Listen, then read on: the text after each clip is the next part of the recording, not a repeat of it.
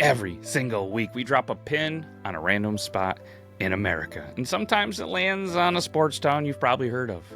Friday nights under stadium lights, big schools, bigger egos. But this week, that pin dropped on a place where the seagulls outnumber people and the fog rolls in like an ancient secret. Welcome to Owl's Head, Maine. Population 1,500 and some change. At first glance, it's nothing but coastline and quiet. A lighthouse from 1825 guards the harbor like it's still waiting for wooden ships. Lobster boats, or lobster, as they say it out here, hum before sunrise, and the local dinner has a hand-painted menu. But underneath that postcard, underneath this all, there's something wild. There's a couple of different things that has happened. There's a legacy of athletes and moments that actually defied the odds. Flip the script and turn this tiny patch of rock and salt water into a breeding ground for legend. This is Friday Night Lore, and today, tonight, right now, we're providing, and we're going to prove to you that even a town that you've never heard of can have a heartbeat louder than Fenway. Welcome back to Friday Night Lore, everybody. I'm your host, Beard Laws. I'm not even going to waste your time. Let's jump right into this because this is a good one. Owl's Head sits at the edge of a bay, like many places in May. Penobscot.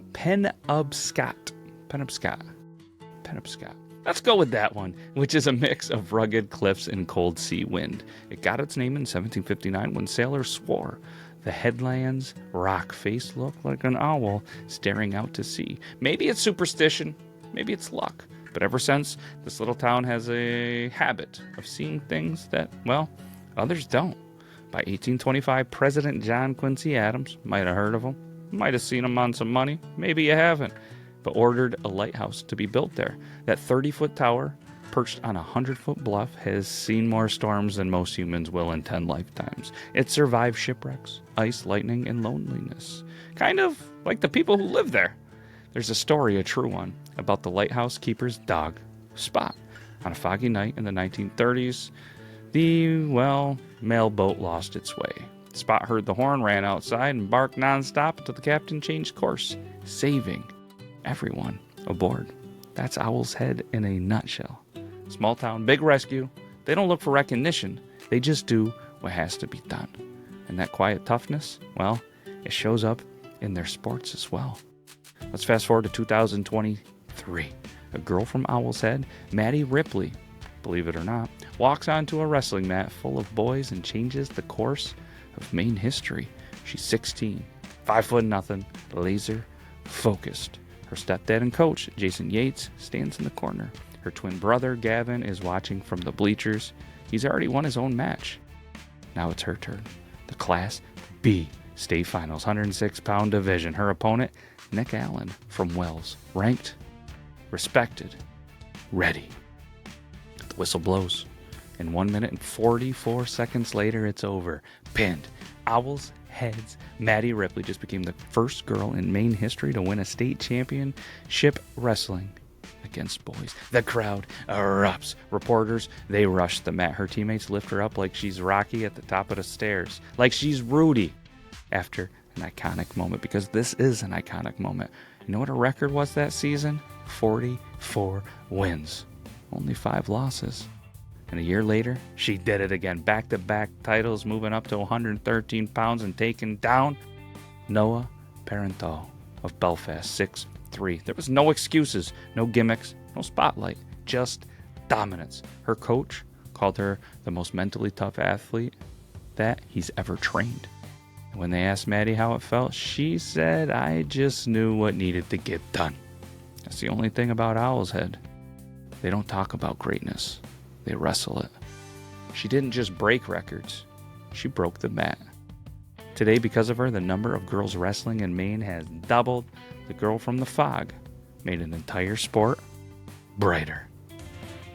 And while Maddie was making headlines on the mat, the Oceanside Mariners were building a dynasty on the hardwood. Oceanside High, that's the school shared by kids from Rockland, Thomaston, the Owl's Head as well. In 2022, they went 20-0, taking home their first state basketball championship in school history. The whole town filled gyms just to hear the radio broadcast. But the real magic came 2 years later. 2024. Another undefeated season, this time 22-0, and a shot at a second Class B state title. They faced Old Town at the Augusta Civic Center. At halftime, they led 25-8.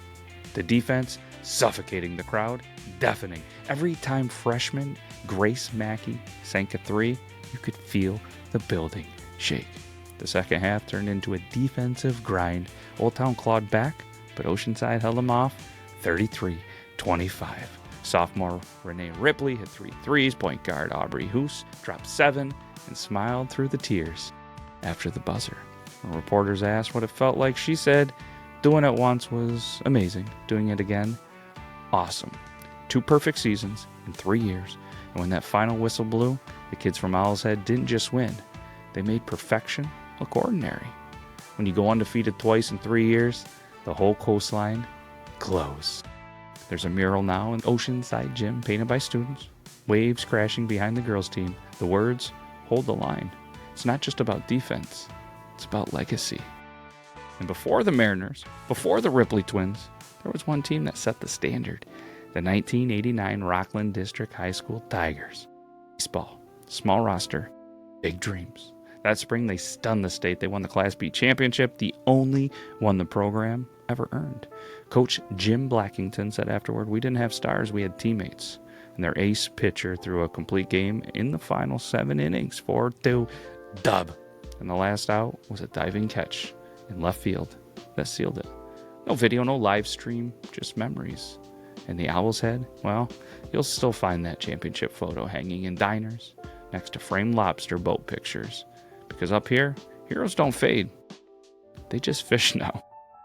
And if you think the 89 was the only miracle, let's talk about the 1992 Rockland boys basketball. Same region, same community. After losing 2 state title games in the late 80s, they came back one more time. The paper called it Rockland's last shot. They faced York High School, a powerhouse. But Rockland played like men possessed. Mothered defense. Patient offense. Final score, 63-48.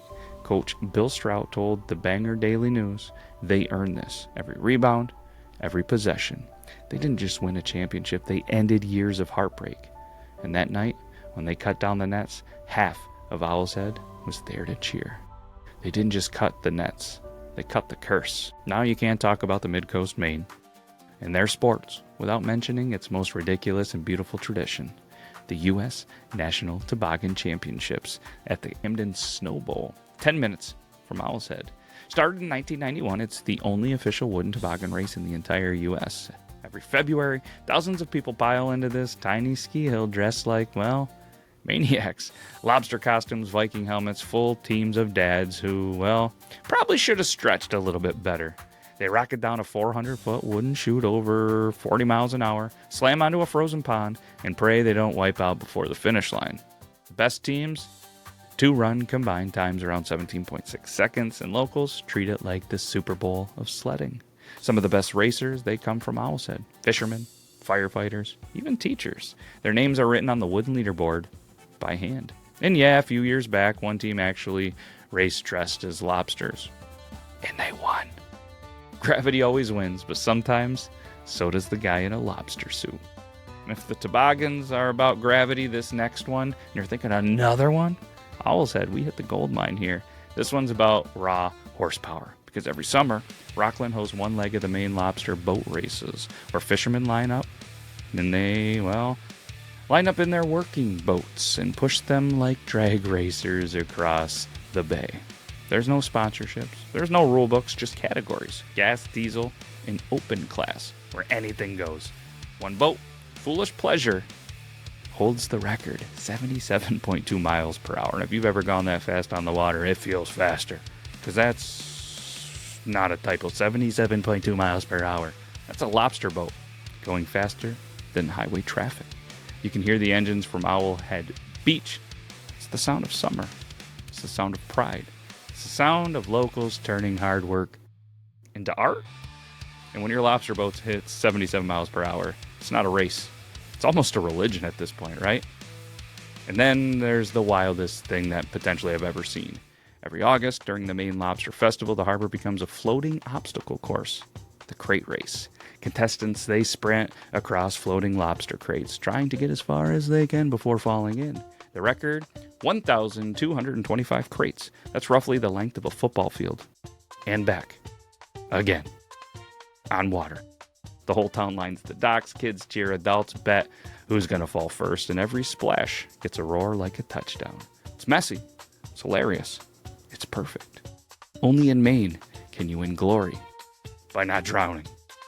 And finally, the quietest story of them all, Rockland High's golf team. 1980 through 1988, 6 state championships. No noise, no banners, just focus. They played through the fog, the rain, and wind so strong it can move your ball mid-putt. The papers barely mention them, but every trophy is still in that case, gleaming at Oceanside. They didn't shout, they sank putts. And the state, well, it bowed. Owl's Head, Maine. Chosen at random. But maybe it chose us back. A lighthouse keeper's dog that saved a ship. A girl who changed wrestling forever. Basketball teams that never lost. Fishermen who turned boats into bullets. And kids who ran across the ocean just to see if they could. That's Owlhead. A tiny town with the soul of a giant. So the next time someone says, nothing ever happens in small towns, tell them about this place. Tell them about Owl's Head, Maine. Because sometimes the biggest stories are hiding where the fog never lifts. Hopefully you enjoyed Friday Night Lore. Guess what? We're going to find another random place again next week. And hopefully you'll be back. Well, and if you're not, well, it was very nice of you to be here for this one. You know somebody in Maine, somebody that loves Maine, feel free to share it to them. If not, that's all good. We enjoy doing what we do so much that we'll be back next week. Take care, everybody.